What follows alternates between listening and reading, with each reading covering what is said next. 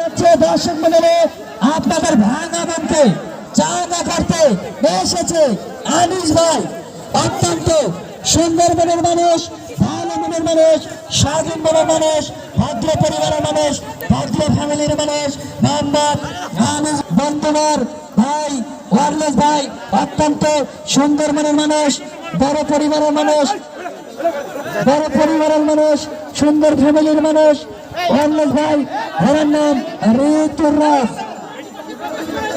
লাল চাল এবং ঋতুরাজ, লাল চাল এবং ঋতুরাজ, ঘোড়ার নাম ঋতুরাজ।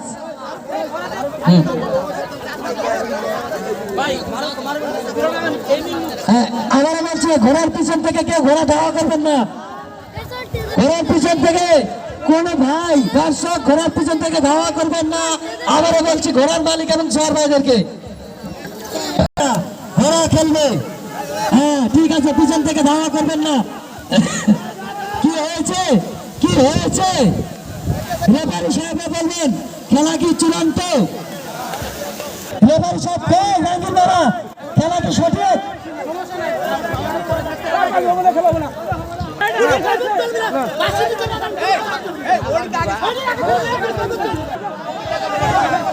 হ্যাঁ চলো চলো চলো, বলতেছে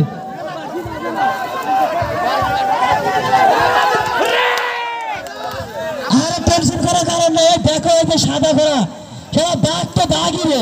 হ্যাঁ একদম 3,06,00,000 উঠবে এবার, বুঝছি। ঘোড়াটি দেখুন এক লম্ফ মেরে কত দূর পিছনে ফেলে এসেছে। বলছে বেটা তুই চা খেতে চাই, লালটা কিন্তু ধরে ফেললো। বলছে বেটা তুই কি করিস, এক লাভ দে তো ঝান্ডারের পিছনে ফেলে না। এটাই ভালো করে, অনেক সুন্দর দৌড়, সুন্দর দৌড়, সুন্দর দৌড়। হায় রে হায়, খেলাই খেলা।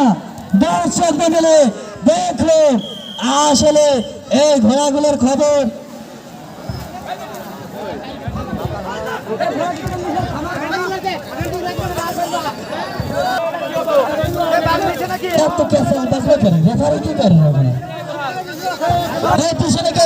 ঘরের মালিক বের আছে কি